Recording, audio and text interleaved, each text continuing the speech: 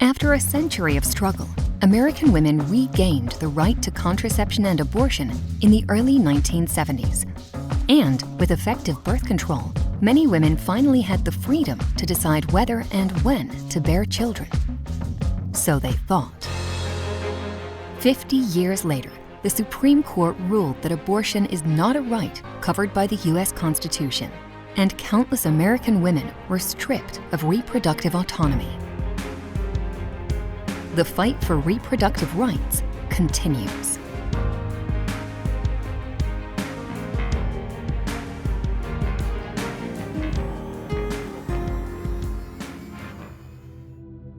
The patriarchy is about controlling reproduction, who has children, with whom, and how many.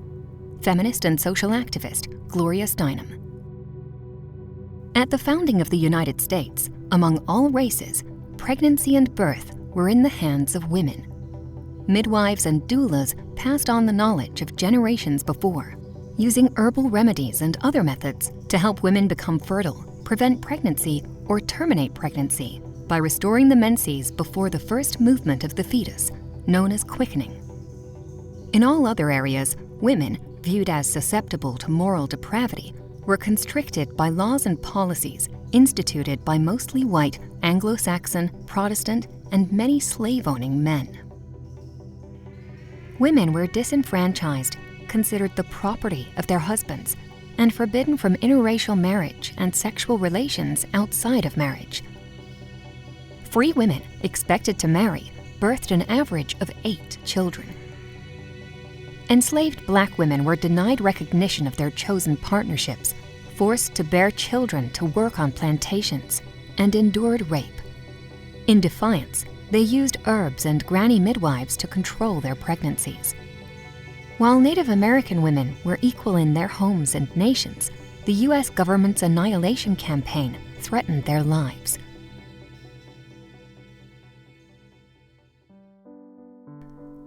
During the first half of the 19th century, single young women flooded into textile factories in the Northeast.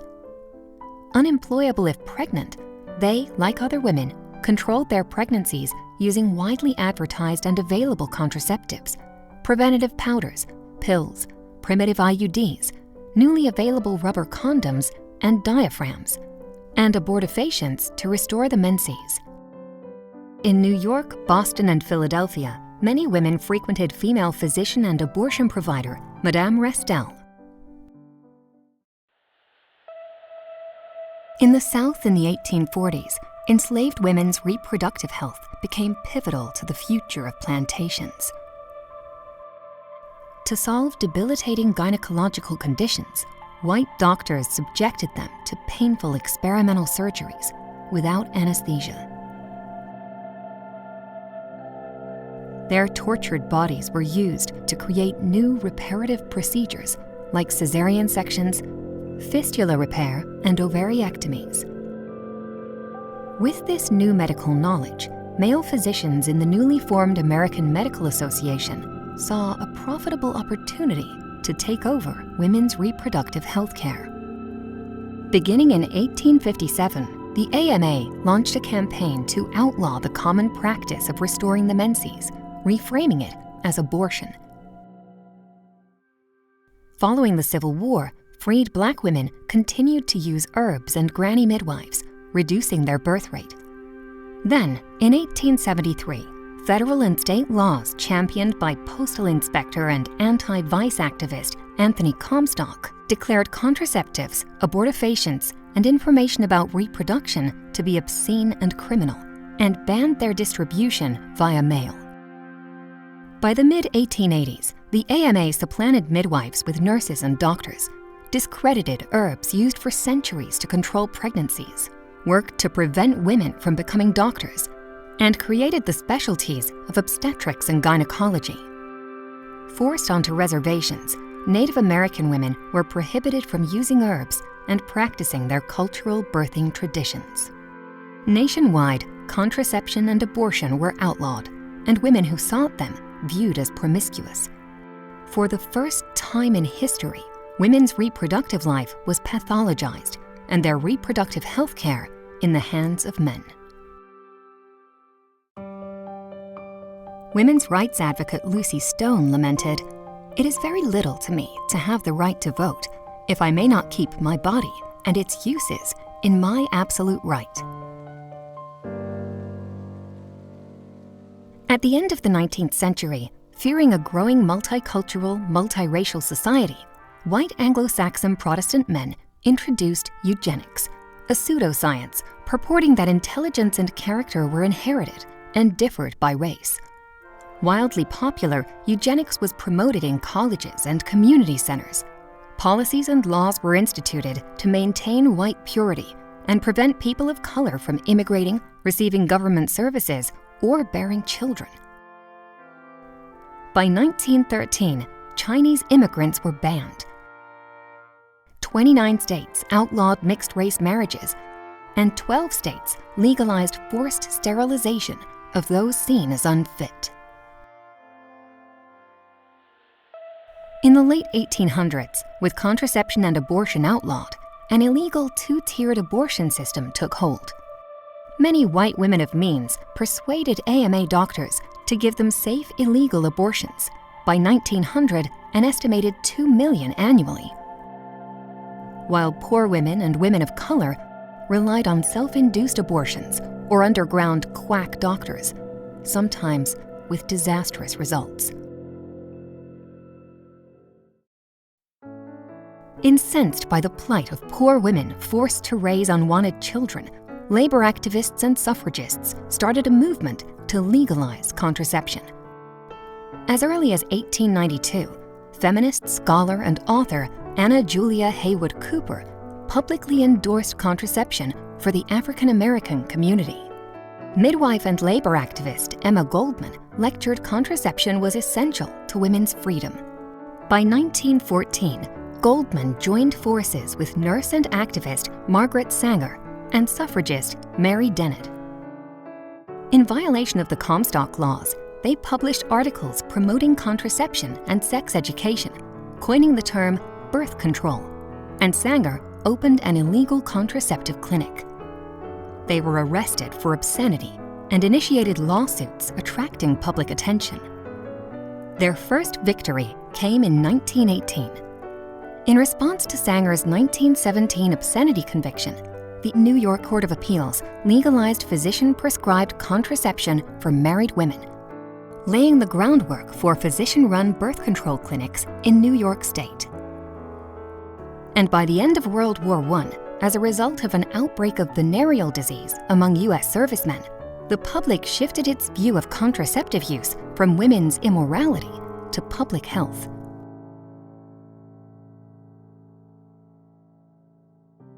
After women won the right to vote in 1920, Sanger enlisted the support of newly enfranchised affluent white women in the national fight to legalize birth control.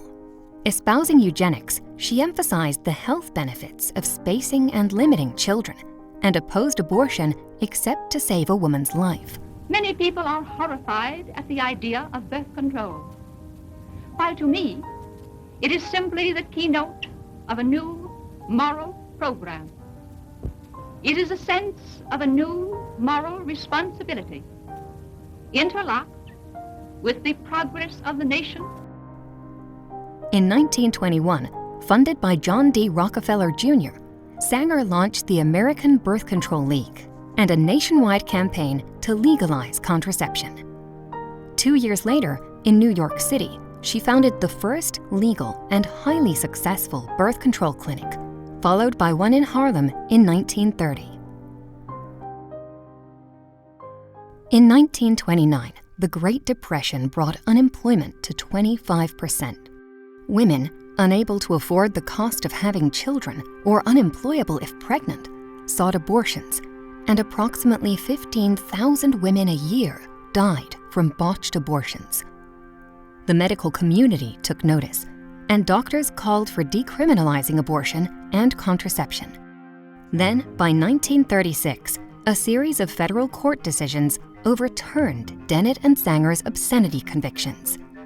As a result, for the first time in 63 years, women nationwide gained access to reproductive information and contraceptives only from a doctor. The door was open, and the Comstock laws were rarely enforced. By the early 1940s, the Planned Parenthood Federation of America had formed. More than 400 birth control clinics were open across the country. Condoms were sold in public bathrooms, and birth control and family planning were part of the American lexicon. At the same time, poor women and women of color were struggling against sterilization abuse for the right to bear children. In 1927, the Supreme Court decision Buck v. Bell legalized forced sterilization of the mentally unfit. By the mid-1930s, over 30 states passed eugenic sterilization laws and sterilized more than 21,000 women against their will. Despite a 1942 Supreme Court ruling in Skinner v. Oklahoma recognizing procreation as a civil right, government-sponsored sterilization programs continued, including among Japanese American women interned during World War II and among Puerto Rican women, 35% of whom were coerced into an experimental tubal ligation procedure between 1937 and 1965. And from the 1950s to the 1970s, more than 100,000 women of color were coerced or tricked into sterilization, including approximately 60% of Black women in Sunflower County, Mississippi, 20,000 Mexican American women in LA, and 70,000 Native American women. After working in factories during World War II, many white middle-class women returned to the traditional homemaker role, and the government cracked down on illegal abortions. By the mid-1950s, financed by philanthropist Catherine McCormick, at Margaret Sanger's urging, research was underway for a groundbreaking hormonal-based contraceptive pill. It was tested on poor, uneducated Puerto Rican women without fully informed consent. Though many women suffered terrible side effects, by 1960, Enovid was approved by the FDA and on the market. A few years later, in a 1965 landmark Supreme Court ruling, Griswold v. Connecticut, married couples gained a right to privacy, including contraceptive use. And by the end of the year, the pill was the most popular form of birth control, taken by 6.5 million women. Take your regular pill at the regular time. Galvanized by the expansion of rights in the civil rights era, women organized to fight for full equality, bodily autonomy, and reproductive control. Civil rights leaders like Frances Beale, Dorothy Height, and Fannie Lou Hamer advocated for birth control, safe, legal abortions, and an end to forced sterilizations of women of color. And in 1966, 49 feminist activists, including Betty Friedan, Dr. Pauli Murray, Inez Casiano, and Anna Arnold Hedgeman, founded the National Organization for Women, fighting for equal opportunities in jobs and education, free community-controlled childcare centers, and abortion on demand. As the number of women dying from botched illegal abortions rose, some doctors, lawyers, and politicians called for liberalizing abortion laws. And activists helped women get illegal abortions as safely as possible, overseas if necessary. Pat McGuinness and Rowena Gerner distributed lists of abortion providers. Interfaith clergy created a nationwide abortion referral service. And Heather Booth's Jane Collective in Chicago developed the first abortion clinic. By 1969, women's rights organizations joined forces, becoming more organized and vocal. The newly formed National Association for the Repeal of Abortion Laws, or NARAL, and the Women's National Abortion Action Coalition launched state-by-state campaigns to repeal anti-abortion laws, fight for accessible contraception, and end forced sterilization. In 1970, hundreds of thousands of women marched for equality across 90 cities, with 50,000 in New York alone. And in 1972, Ms. Magazine launched, spreading the message about legalizing abortion nationwide. Meanwhile, more women attained access to contraceptives. Title X of the 1970 Public Health Service Act funded birth control clinics for low-income and uninsured women. And single women over 18 gained the right to privacy, including contraceptives, in the 1972 Supreme Court decision in Eisenstadt versus Baird. With most women's right to birth control now assured, the women's movement zeroed in on legalizing abortion. In 1972, only 4 states allowed abortion on demand up to 24 weeks.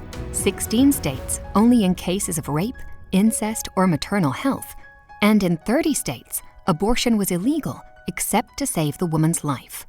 Yet an estimated 130,000 women sought illegal abortions that year. Finally, with the 1973 Supreme Court ruling in Roe v. Wade, women gained a constitutional right to an abortion. Abortion was protected during the first trimester. States could impose reasonable maternal health regulations during the second, and abortion could be prohibited after viability at 28 weeks, except when the mother's health or life was in danger. A major milestone in women's fight for full equality was achieved. Women had the rights, and many had the methods to decide whether, when, and how many children to have. Want time to become yourself before you become a parent? An effective birth control method will give you that time. Through the late 1970s, Planned Parenthood expanded, providing full reproductive health care in 76% of U.S. counties. Native American women reclaimed the right to traditional child-rearing and birthing practices through the Indian Self-Determination and Education Act.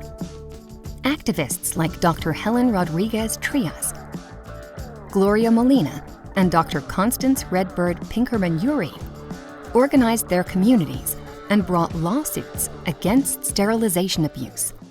We have a lawsuit against the government. We will finally find out how many Indian women have truly been sterilized, and we know that it's more than 25%. Their work led to long overdue protections against sterilization abuse from the U.S. Department of Health. Resistance from those who opposed abortion persisted. With the passage of Roe, the Catholic Church's National Right to Life Committee launched a well-funded and multi-pronged attack on reproductive rights, joined in the late 1980s by evangelical Christians and conservatives. Renaming itself pro-life, the anti-choice movement unleashed harassment, intimidation, and violence against women seeking abortions and staff and doctors providing care. Between 1977 and 2020, 11 abortion providers were murdered, and clinics endured 42 bombings and 194 cases of arson. In 2021, 52% of clinics received violent threats. The anti-choice movement built crisis pregnancy centers, masquerading as full-service reproductive health clinics, yet only offering abstinence and anti-abortion counseling. By the late 1990s, they outnumbered abortion clinics 2-to-1. Poor and uninsured women lost access to affordable reproductive care when the 1976 Hyde Amendment abolished Medicaid funding of abortions. Congress in the 1980s began decreasing funding for Title X clinics.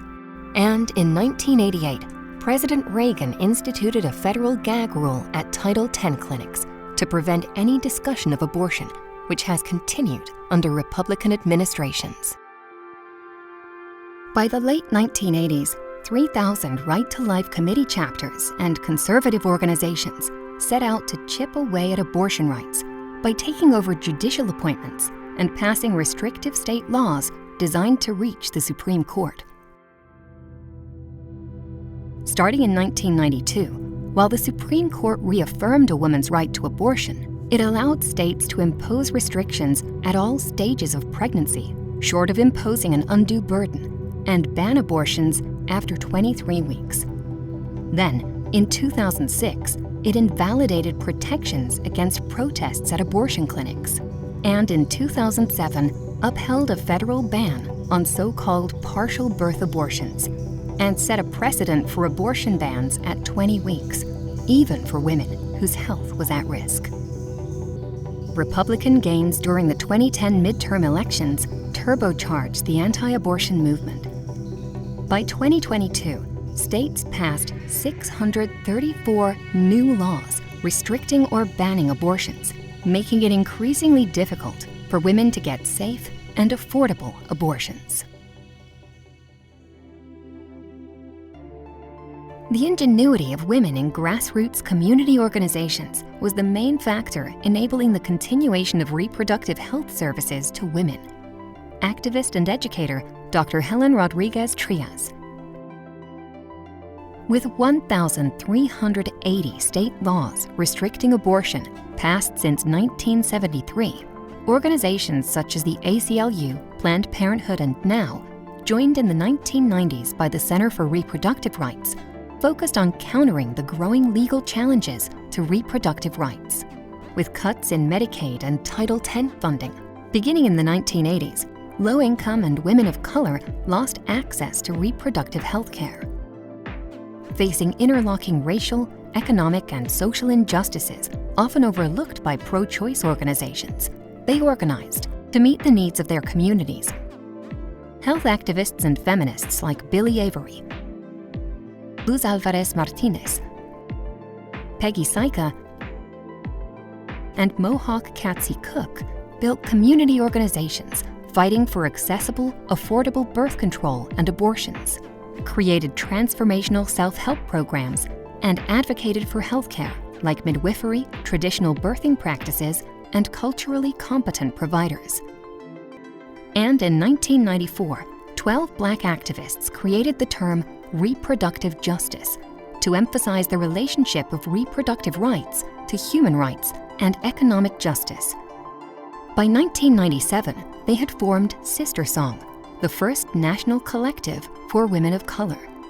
Representing African American, Asian American, and Pacific Islander, Arab and Middle Eastern, Latina, and Indigenous women, Sister Song advocates for the reproductive and sexual health of women of color and the human right to maintain personal bodily autonomy, to have children, not have children, and parent the children we have in safe and sustainable communities.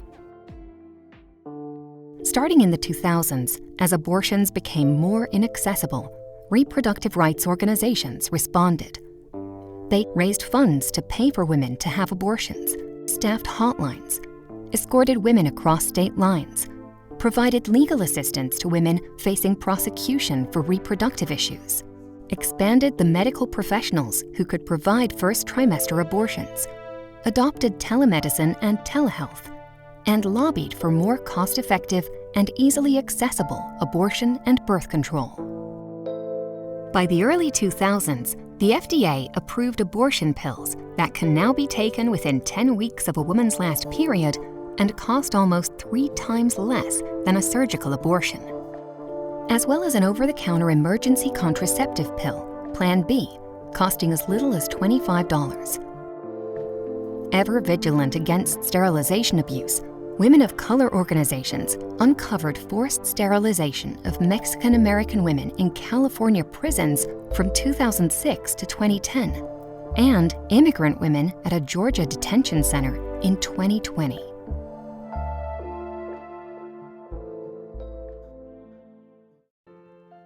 Medical advances since the late 1970s, from long-acting reversible contraceptives to IVF, have allowed many women the freedom to decide whether and when to have children, and the flexibility to customize their contraceptives to fit their lifestyles.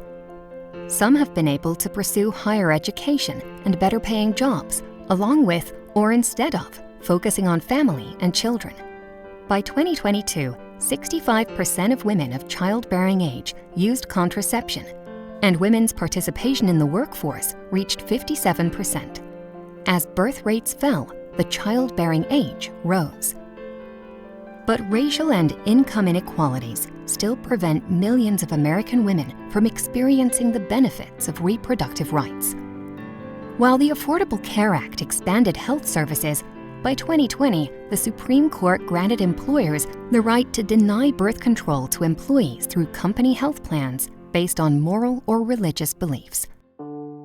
By 2022, approximately 31% of women of reproductive age were in need of publicly funded health care and living without the income, transportation, facilities, or information necessary for their reproductive health. Less than 50% were receiving publicly funded health care, and 19 million were living in contraceptive deserts. Our ability to control what happens to our bodies is constantly challenged by poverty, racism, environmental degradation, sexism, homophobia, and injustice in the United States. Activist, author, and scholar Loretta Ross. On June 24, 2022, in Dobbs versus Jackson Women's Health Organization, the conservative majority Supreme Court ruled that a woman's right to terminate a pregnancy is not protected by the U.S. Constitution, leaving it up to elected officials and state courts to decide the issue. The impact on women was immediate and disastrous. As of June 2023, 14 states had banned or severely restricted abortions, procedural and medical, without exceptions for rape, incest, fetal abnormalities, or to protect the mother's health. An estimated 45% of women of reproductive age lived in counties with no abortion provider. To get an abortion in these states, women incur the cost of traveling out of state or self-manage the abortion. Women who obtain abortions and those who assist them in states that have vigilante laws, like Texas, face legal action. I am not free while any woman is unfree, even when her shackles are very different from my own. Professor, radical feminist, and writer Audre Lorde. Today, a woman's access to affordable reproductive health care depends on her income, where she lives, and the religious and moral views of those in power. As the anti-abortion movement pursues further restrictions, including fetal personhood and federal bans on abortion, contraception, and abortion pills, women's organizations are fighting back, connecting women with doctors via telemedicine and mobile clinics, and directly with abortion pills via websites, raising funds, demanding voting rights, and lobbying state legislatures. Until every woman has reproductive freedom and fully participates in life on equal terms with men, we must continue to stand up and speak out.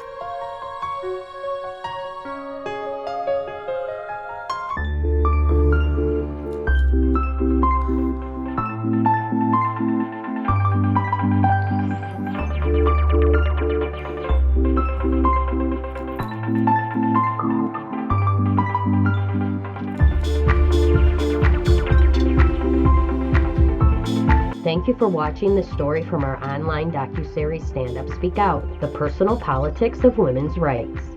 Please like and subscribe and hit the bell button to be notified when a new video is up. Share with your friends. Leave us a comment with your reaction to the story. All this helps us to reach more people. Visit our website, bcvoices.org, to learn more and support our work on our next episode.